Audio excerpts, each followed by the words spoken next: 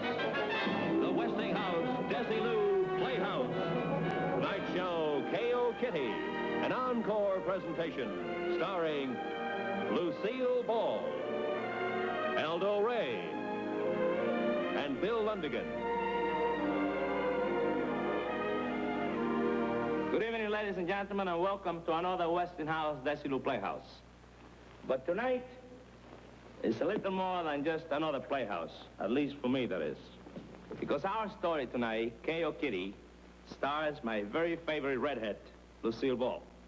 And co-starring with Lucy are two wonderful actors and two swell guys, Aldo Ray and William Lundigan. I hope you'll enjoy it. 1, 2, 1, 2, 3. 1, 2, 1, 2, 3. How am I doing? Beautifully, Mr. Brubaker, beautifully. I am? Yeah, only don't move your hips so much. Thought I was supposed to. That was last week. Your feet are doing the cha-cha-cha, but your hips are back in the Roomba class. Oh.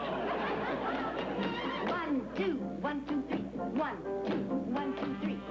Oh! Oh, I stepped on your foot. Oh, that's all right. That's all right. I've been teaching dancing for a long time, and I have the toughest little tootsies in town.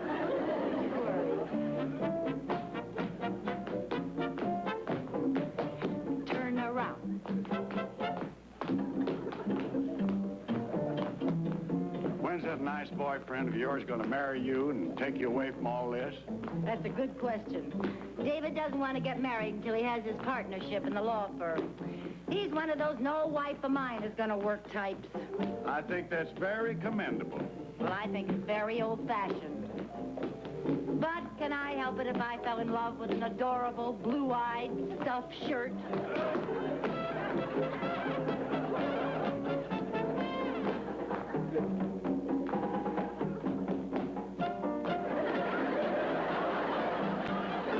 You're such a nice girl. I just want to see you have a little security. That's all. Well, thanks. But actually, I don't need security. You may not know this, but you are dancing with an heiress. An heiress? Well, just a little one. My Uncle Charlie back in Ogallala, Nebraska, just died at the age of 87 and left me his entire fortune. My goodness, how exciting. How much money? Oh, no money. Just a gold watch, a diamond stick pin, and a dog. What kind of a dog? Well, Uncle Charlie's landlady said in her letter that it was a boxer. Oh, that's nice. They're wonderful dogs. Yes, they are. Hi, Kitty. Oh, hi, David. Hi, Mr. Baker. Hello, May I David. cut in? Oh, of course. 1, 2, 1, 2, watch those hips. 1, 2, cha-cha-cha. Oh, I thank you for the dance. Champagne. Must be a celebration. Well, it is. I'm taking a plane for San Francisco tonight. I'm going away for a week on a case. And we're going to celebrate that? Well, it's a big case, and if I win it, I get to be a partner in Abbott, Parker, and Jones, and if I get the partnership, you know what that means. Boy, do we. A partnership. Well, that's great news. Yeah. I think it's wonderful, David. Thank you. Good night, Mr. Brubaker. See you next lesson. Oh, no. I kind of hate to give them up. I finally found a partner whose feet I don't step on. Good night. Good night, kids. Good night.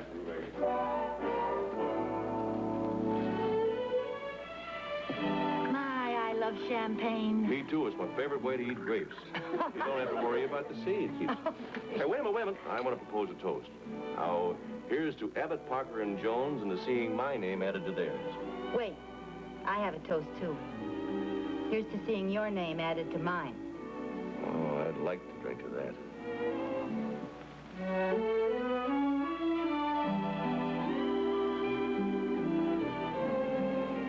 I'd like to drink to that.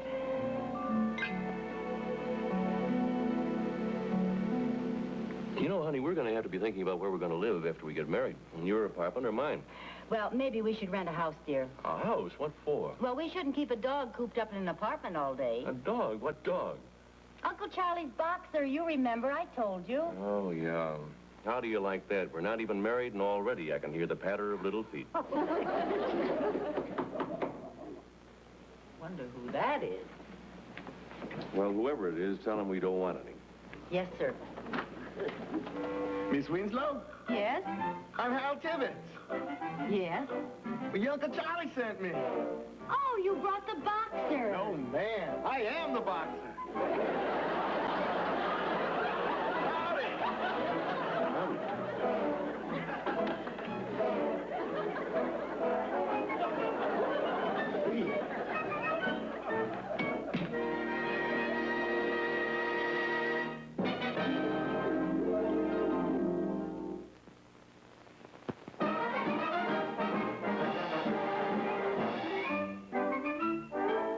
This is the most ridiculous thing I've ever heard of. Your Uncle Charlie leaving you a fighter. Shut you, hear you. What if he does? Well, it's not his fault that the boxer we thought was a boxer is really a boxer. But this cornball seems to have a wild idea that you're going to become his manager. Now, Kitty, this is preposterous.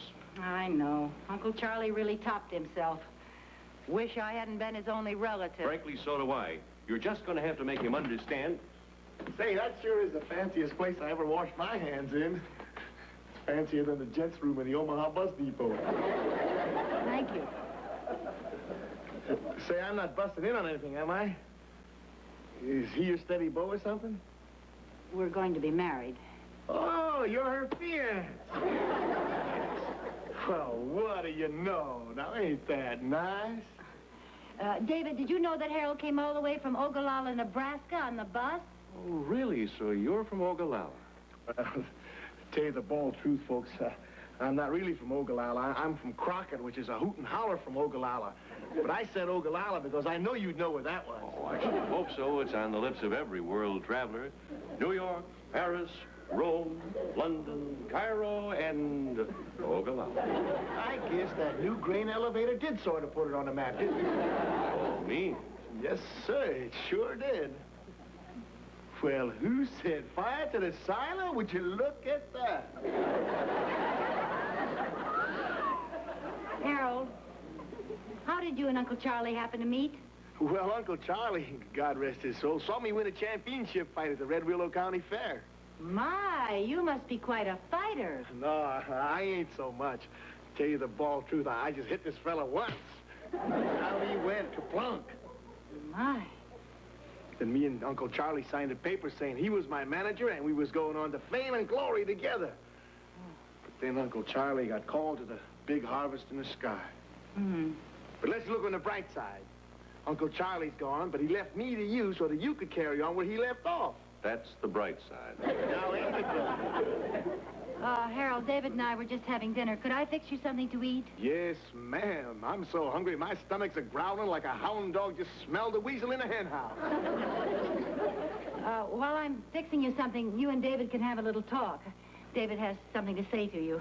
Don't you, dear? Hmm? Yes, dear. Harold. Yes, sir? Shall we sit down? Yes, sir. You know, that poor soul needs some sulfur and molasses. Say, I see the first frost didn't hurt your crops none. Well, sit. Right there, please. Thank you.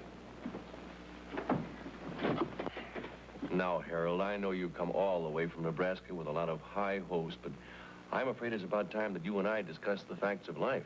Oh, me and my daddy had that out a long time ago.